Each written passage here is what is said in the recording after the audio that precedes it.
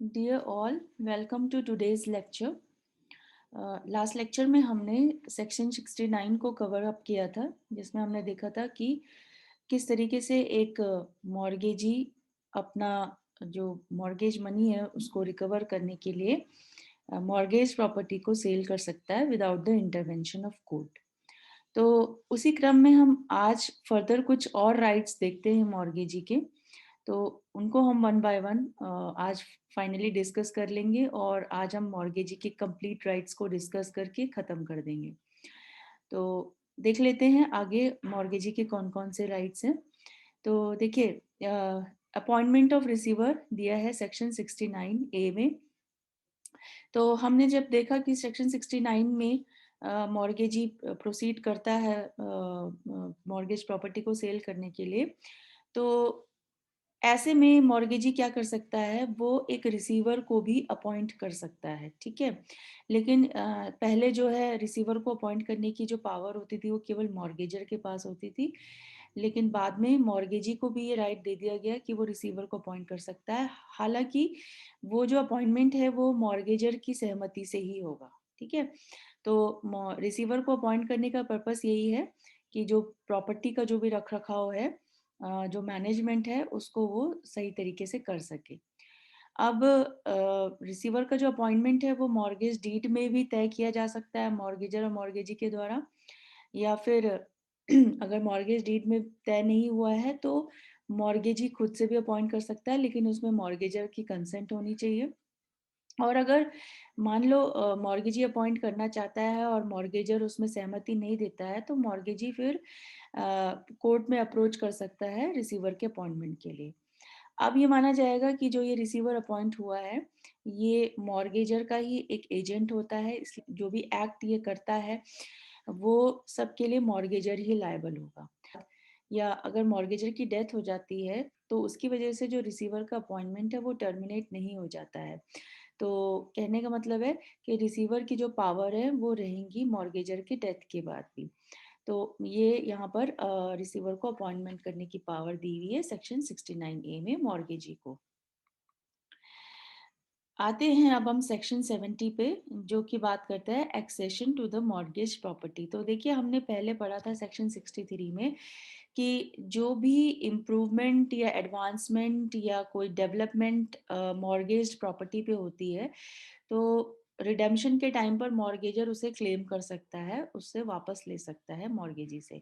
लेकिन जब तक मॉर्गेज ड्यूरेशन चल रहा है, मॉर्गेज पीरियड चल रहा है, तो मॉर्गेजी एंटाइटल्ड होता है उस एक्सेशन को एंजॉय करने से। मतलब जो भी डेवलपमेंट या जो भी इम्प्रूवमेंट प्रॉपर्टी में हुई है उसको जो है मॉर्गेजी ही अपने पास रखेगा जब तक कि मॉर्गेज ड्यूरेशन चल रहा है, ठीक है।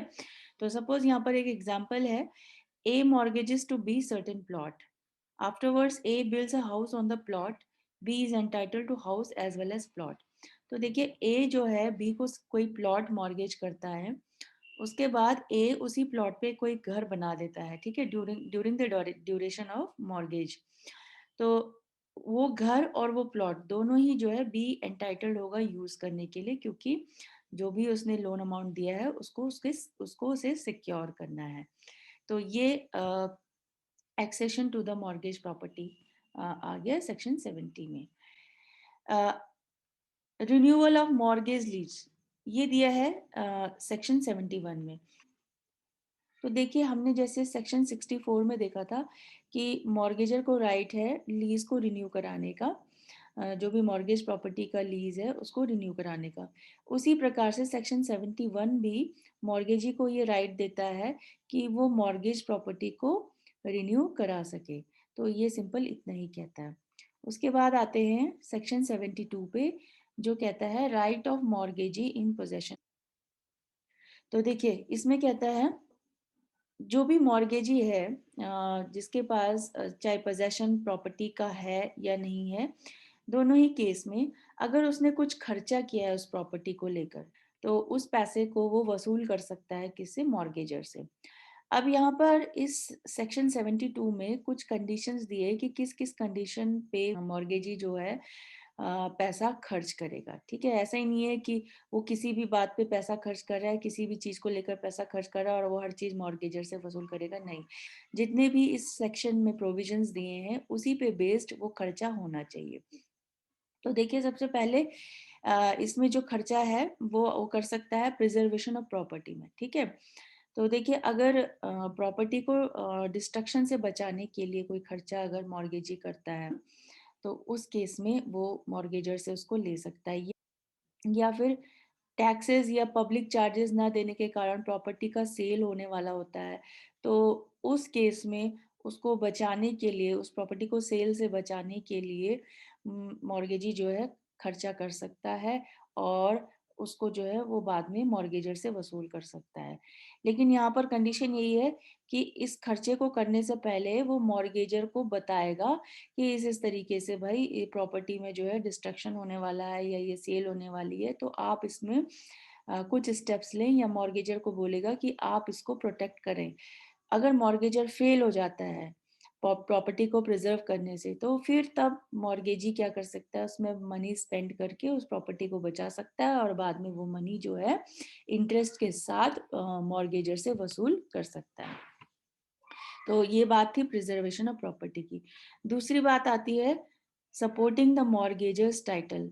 तो हमने जैसे पहले पढ़ा था कि अगर मॉर्गेजर को कोई इंटरप्ट करता है या कोई थर्ड पर्सन आके कहता है कि मॉर्गेजर से बेटर टाइटल उसके पास है, तो उस केस में फिर मॉर्गेजर को सबसे पहले ये राइट दिया गया है कि वो अपना टाइटल सेफगार्ड करे, ठीक है? अगर वो फेल हो जाता है अपना टाइटल सेफगार्ड करने से, मतलब वो नहीं कर पाता है, डिफेंस नहीं ले पाता है, तो फिर मॉर्गेजी जो है मॉर्गेजर के डिफेंस में आ सकता है और उसके ऊपर वो खर्चा कर सकता है, जो भी टाइटल को सिक्योर करने के लिए जो भी खर्चा उसने जो भी खर्चा आएगा वो खर्चा फिर बाद में वो मॉर्गेजर से ले सकता है, ठीक है? तो इन दोनों ही केस में बी और सी दोनों ही केस में वो खर्चा करेगा, लेकिन कंडीशन यही है कि सबसे पहले वो मॉर्गेजर को बताएगा या मॉर्गेजर से पूछेगा क्या आप स्टेप लेंगे। अगर वो फेल हो जाता है, डिफॉल्ट करता है, तो फिर उस केस में फिर मॉर्गेजी अपना खर्चा करके प्रॉपर्टी को प्रिजर्व कर सकता है या मॉर्गेजर के टाइटल को सेव कर सकता है। तो ये बात थी क्लॉज बी और सी में। एक जो क्लॉज ए है वो रिपील कर दिया गया है, इसलिए हम उसको नहीं पढ़ रहे हैं। अब है क्लॉज डी। तो कॉस्ट और डिफेंडिंग हिज ओन टाइटल। तो देखिए अगर मॉर्गेजी को अपना ही टाइटल डिफेंड करना हो अगेंस्ट द मॉर्गेजर, मतलब मॉर्गेजर जो है मान लो उसके मॉर्गेज डीड को सेट असाइड करने की कोशिश करता है, तो उस केस में फिर मॉर्गेजी खुद के टाइटल को डिफेंड करने के लिए जो भी खर्चा करेगा, वो खर्चा भी वो वसूल करेगा किससे, मॉर्गेजर से। अब देखिए यहाँ पर मॉर्गेजर से कैसे खर्चा करेगा, सिंपल ये होगा कि जो भी मॉर्गेज मनी होगा उसमें जो भी खर्चा ये आएगा उसमें ही ऐड कर दिया जाएगा अलोंग विद द इंटरेस्ट। तो वो हम अभी थोड़ी देर में समझते हैं कि किस तरीके से वो इसको करेगा।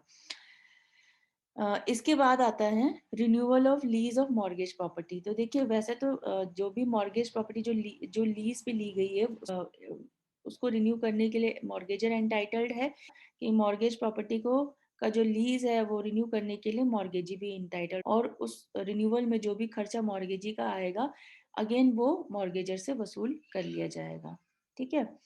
इसके बाद प्रीमियम पेड फॉर इंश्योरेंस। तो देखिए अगर प्रॉपर्टी ऐसे नेचर की है जिसका इंश्योरेंस हो सकता है, ठीक है, तो मॉर्गेजी क्या कर सकता है, उस प्रॉपर्टी को फुली या फिर पार्ट में इंश्योर कर सकता है किसके अगेंस्ट में, किसी लॉस या डैमेज के अगेंस्ट में जो कि फायर की वजह से हो सकती है, ठीक है?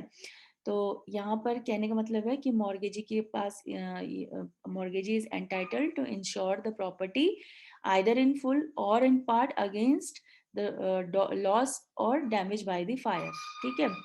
लेकिन ये जो इंश्योरेंस अमाउंट है, ये जो भी मॉर्गेजर और मॉर्गेजी के बीच में मॉर्गेज डीड में जो भी टर्म्स एंड कंडीशन के हिसाब से एग्रीड हुई होगी उसी हिसाब से इंश्योरेंस पे खर्चा होगा, ठीक है? जो इंश्योरेंस अमाउंट है वो मॉर्गेज डीड से बाहर नहीं होनी चाहिए। लेकिन अगर मॉर्गेज डीड में नहीं एग्री किया है दोनों ने, तो फिर ये कहा गया है कि जो भी प्रॉपर्टी को नुकसान हुआ है और उसको रीइंस्टेट करने में जो भी खर्चा आया है, तो उसका 2/3 उसका 2/3 अमाउंट ही जो है इंश्योरेंस में लगाया जाएगा, उससे ज़्यादा नहीं, ठीक है?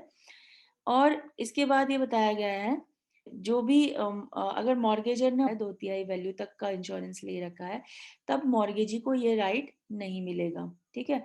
लेकिन अगर मॉर्गेजर ने 2/3 वैल्यू से थोड़ा कम इंश्योरेंस ले रखा, तो रिमेनिंग इंश्योरेंस वो मॉर्गेजी ले सकता है, ठीक है?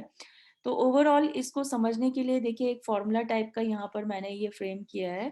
तो इसको आप ऐसे समझ सकते हैं कि इन ऊपर के क्लॉजेस में जितना भी पैसा मॉर्गेजी ने खर्चा किया है, वो किस तरीके से वसूल होगा। तो वो देखिए इस तरीके से यहाँ पर मॉर्गेज मनी जो उसका है, जो उसने लोन अमाउंट दिया है मॉर्गेजर को, वो तो है ही है। उसके साथ जो भी एक्सपेंडिचर उसने किया है मॉर्गेजी ने ऊपर के केसेस में, जैसे डिस्ट्रक्शन के केसेस में, इंश्योरेंस के केसेस में, जो भी उसने खर्चा किया है वो, प्लस इंटरेस्ट की जो भी रेट ऑफ इंटरेस्ट दोनों ने मॉर्गेज मनी के ऊपर एग्री किया था, वो यहाँ पर इंटरेस्ट लगेगा। और अगर रेट ऑफ इंटरेस्ट दोनों के बीच में तय नहीं है, तो फिर 9% पर एनम के हिसाब से ये इंटरेस्ट लगेगा, ठीक है? तो क्या बताया मैंने, मॉर्गेज मनी प्लस जो भी खर्चा मॉर्गेजी ने किया है, प्लस जो भी इंटरेस्ट दोनों के बीच में एग्री किया गया हो, और अगर इंटरेस्ट दोनों के बीच में एग्री नहीं किया गया हो, तो 9% पर एनम के हिसाब से उस पर इंटरेस्ट लगेगा। तो ये आपका ये वाला प्रोविजन है।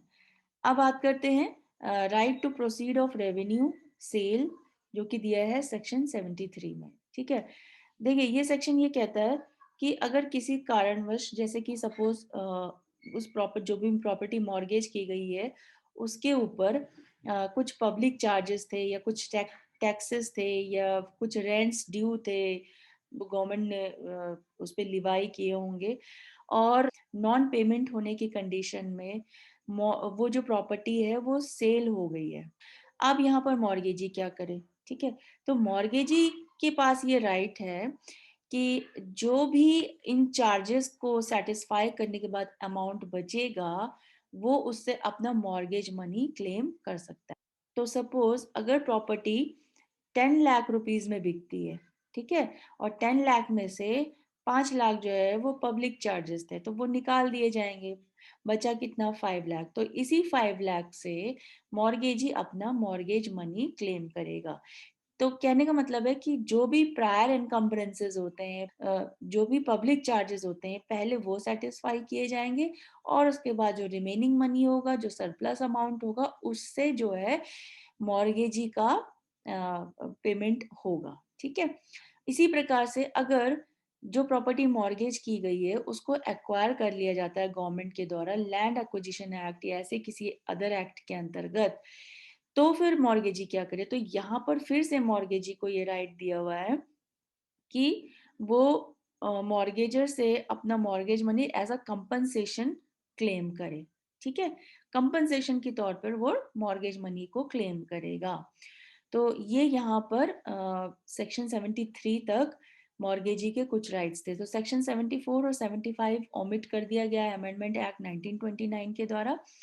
इसके बाद जो हमारा नेक्स्ट सेक्शन आएगा, वो आएगा लाइबिलिटीज ऑफ मॉर्गेज, जो कि हम नेक्स्ट लेक्चर में कवर करेंगे। Thank you so much.